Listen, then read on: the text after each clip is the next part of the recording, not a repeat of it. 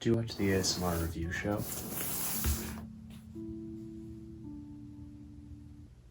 Well, they're okay, I guess. His early work was a little too lo-fi for me. But when the Bloodborne All Bosses with ASMR commentary video came out in 2017, I think that really took the channel into its own, commercially and artistically.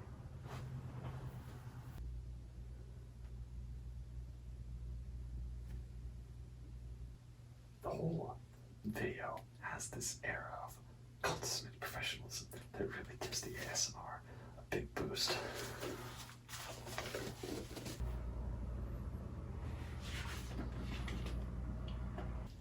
He's been compared to Ephemeral Rift, but I think that Tars has a far more bitter, cynical sense of humor. Hey Tars, you ever play Demon Souls? If you're a fan of the Soul series, you might like it. No, Case, I haven't. Is that a pair of headphones? Yes, it is. In 2020, Tars released this, the ASMR horror movie series.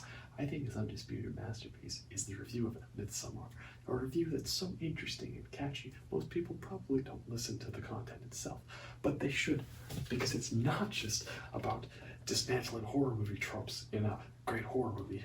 It's also a personal statement about the artist himself. Hey, Case! Whoa, that's some pretty good ASMR.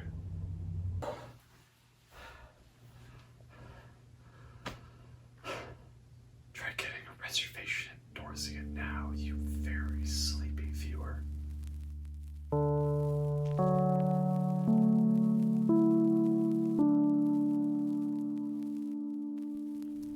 Hello everyone, and welcome back to a Christmas-themed ASMR review show episode. So, we're continuing through our 12 days of beer and 12 days of reviews. For this one, the next beer we have, this is Prismatism Dry Hops Sour. Yeah, nice little pyramid diamond thing going on there. Flavor notes: tangy, citrus, lime, tropical fruit.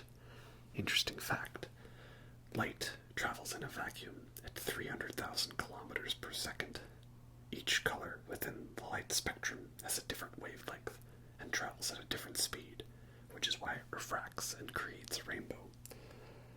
300,000 kilometers per second, that's like some amount in your American miles that I'm not going to bother converting. So this is a little lighter than some of the previous ones, 5.2%. But American beer is less. So let's crack open this cold one and give ourselves a taste. Cheers.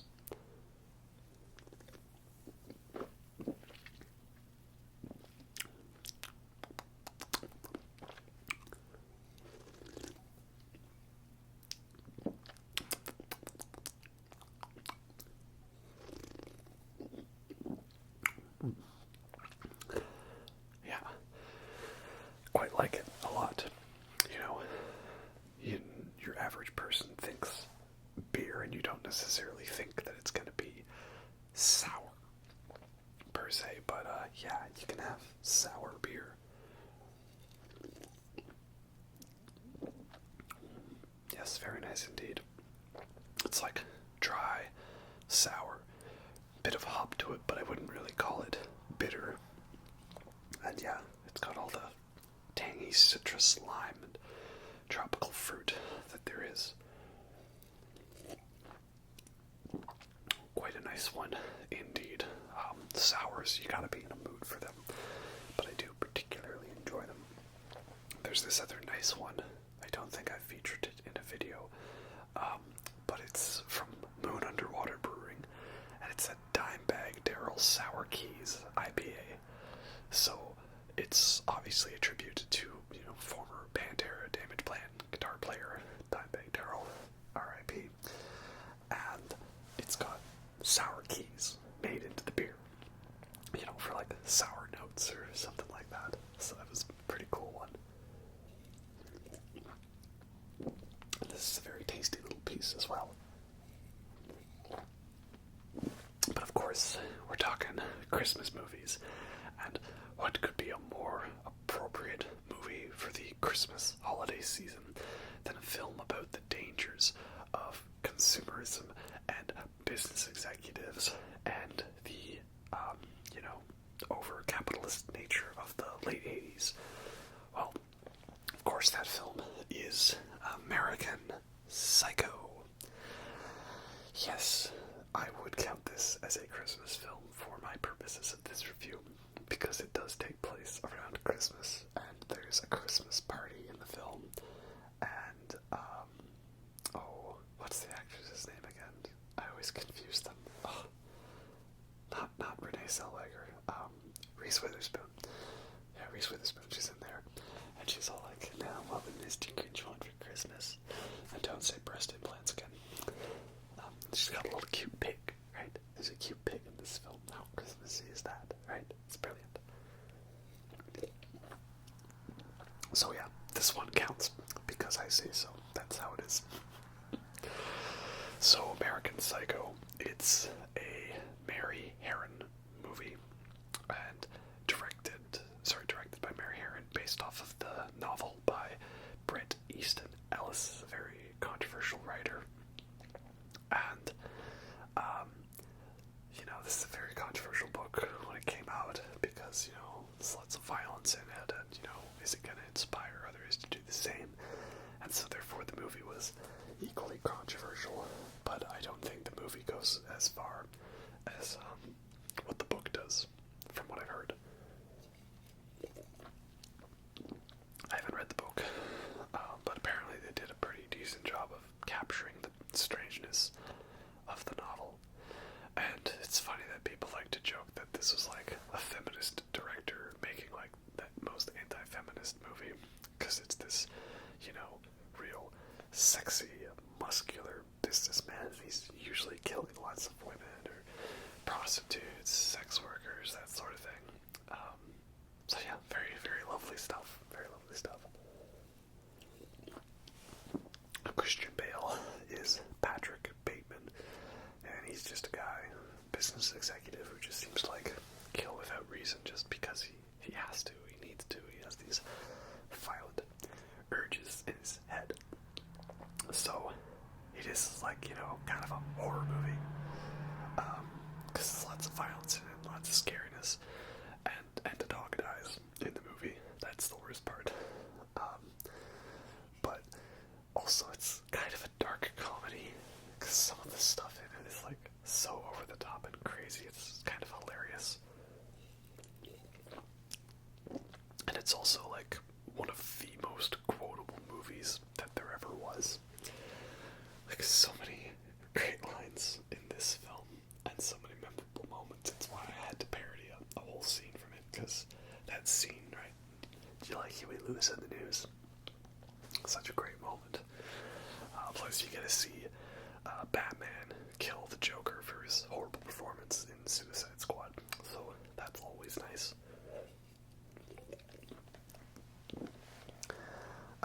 But yeah, obviously you should be watching this one if you haven't already.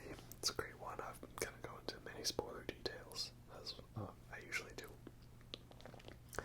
So, we're following Patrick Bateman, on his killing rampage, but also there's this question of, like, in the end, does he actually do it or not? Like, did he do these murders? Did they happen in his mind? Like, what's going on? What's real? What's not real? And I think the main theme of this movie is about, like, mistaken identity, and about how people don't really listen to other people. They don't really care. Like, there's so many moments in the film where Patrick Bateman just says, like, some horrible thing, like, you're an ugly person and I want to stab you to death, or I'm really into murders and executions, or I like to dissect girls. Did you know I'm utterly insane? And there's, like, so many times where characters think Patrick Bateman is somebody else, or where we hear of other characters thinking they were with people. Like, you know, they were like, oh, you know, apparently all these guys were out at dinner and they were there with you. So if all of these people said that Patrick was there, we know that he wasn't, but they still thought he was there. So we get to that ending, right, where one business guy says, you know, I had dinner with Paul Allen in London a few days ago, right? Well, did he really? Or is this another case of mistaken identity that's been occurring throughout the film, right? We see all these instances where I had dinner with this person, but they didn't, and I was talking with this person, but they weren't, and I said this horrible thing to this person, and they breezed it off like they weren't even listening. So I kind of feel that that's what it is, like, it's an over-the-top example of it, but, like, you know, at the end, like, Patrick Bateman's, like, literally yelling at people, like, I'm a murderer, I kill people, and no one really cares.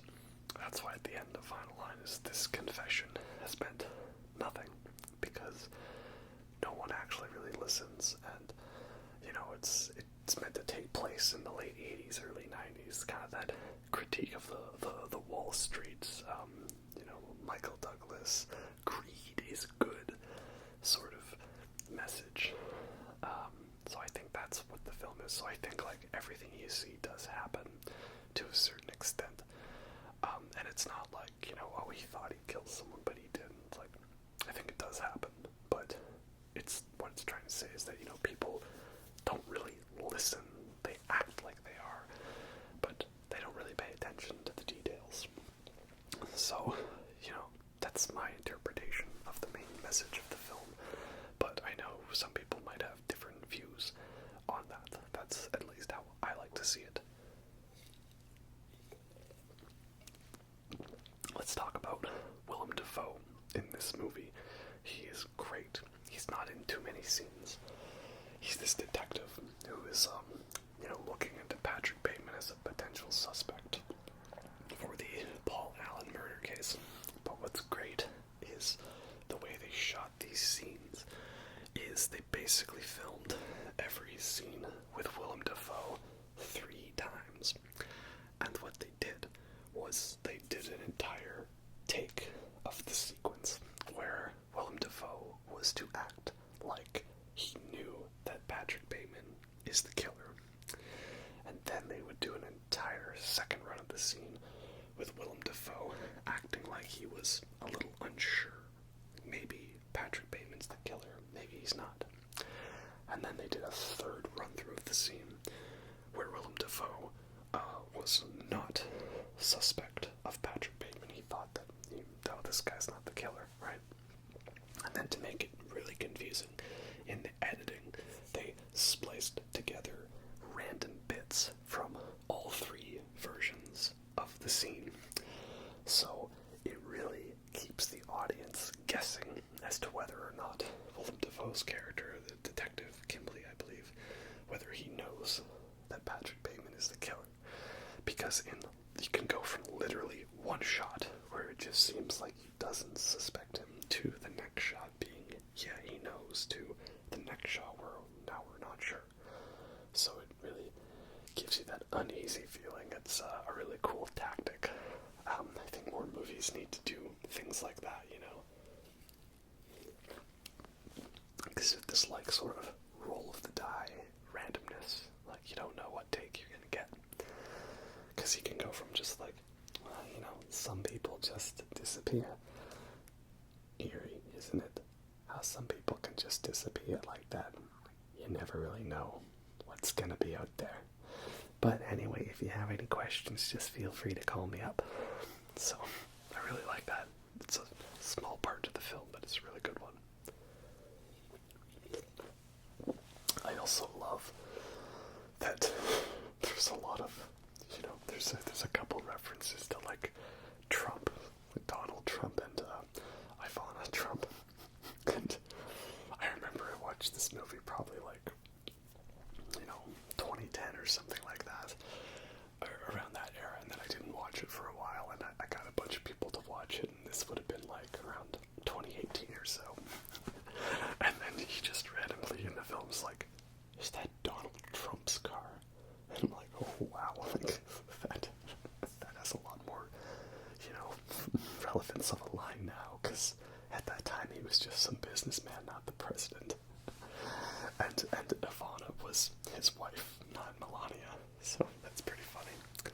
And then to make it even more crazy, Patrick Bateman at one point he says he's going to some place called Four Seasons. But it probably wasn't the Four Seasons total landscaping. It was probably, maybe it was actually the hotel. Four Seasons total landscaping. Not to be confused with the hotel,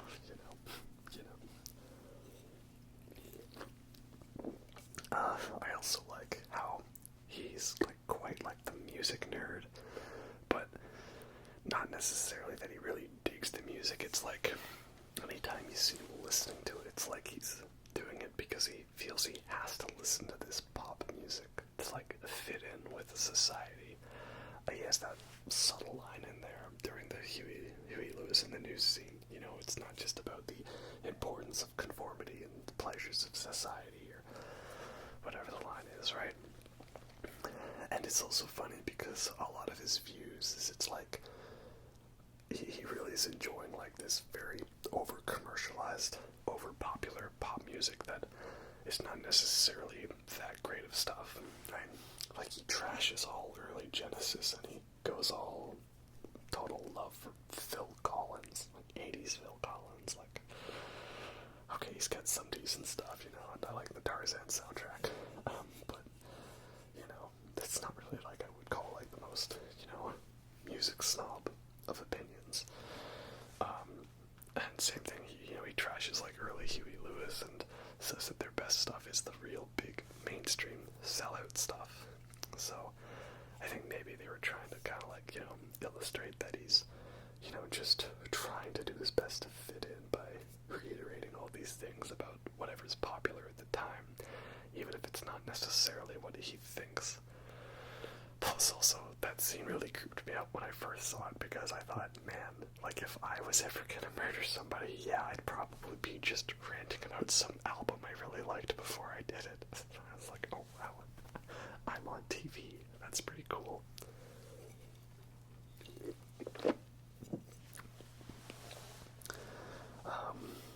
Yeah, I'm trying to think what else I have to say about the film. I'll give you my main analysis. Talked about the music. Acting is really great. Really, this was the movie that made me realize that Christian Bale is an incredibly diverse actor, capable of playing many different roles. I do like his little accent slip, though. When he gets kicked in the face by the one girl trying to escape, he yells out like, "Not the fucking face, not the fucking face." You can hear that accent slip in there, so oops. Just to talk about how crazy this film is, there's a bit where he's at a vending machine, and the vending machine, the ATM, it says like, "Feed me a stray cat." And so he just picks up this cat and goes to shoot the cat right in front of the ATM, and there's like no hesitation. He's just like, okay. What a great moment. Oh yeah, this is one I could just quote so many times, or like when he goes to strangle Lewis, I think in the bathroom, and he's just like, "Patrick, why here? Why now?"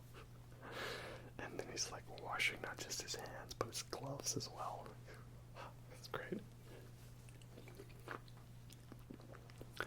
So yeah, it's I don't have too much to say because it's just like really well done film. A lot of real great moments. You get to see Christian Bale running around naked, holding a chainsaw like it's a real big phallic imagery. So that's always great, And yeah, ultimately I think it's about how people don't really listen to things that they have to say, and it was heavily critical of that 80s corporate greed, Wall Street, greed is good sort of era. So yeah, it's a pretty good one. I don't really know what other films this director has done, but she did a really great job with it, so I'd like to see more potentially if there is anything of similar style. Some directors, they kind of do like one really great one like that, and then they're just off doing a bunch of other things, right? Like Silence of the Lambs, right? That's like one of the best horror movies ever. And he did the concert film Stop Making Sense, The Talking Heads. That was a pretty unique one for its time. But I've looked at all the other list of films he made, and none of them have jumped out at me as like, oh, I recognize that one. So I might have to look into it a little more, you know. Anyway, another good beer, another great, fun, festive Christmas movie down. And now, if you'll excuse me, I have to go. Where do you ask? Do I have to go? Well, I have to return some videotapes.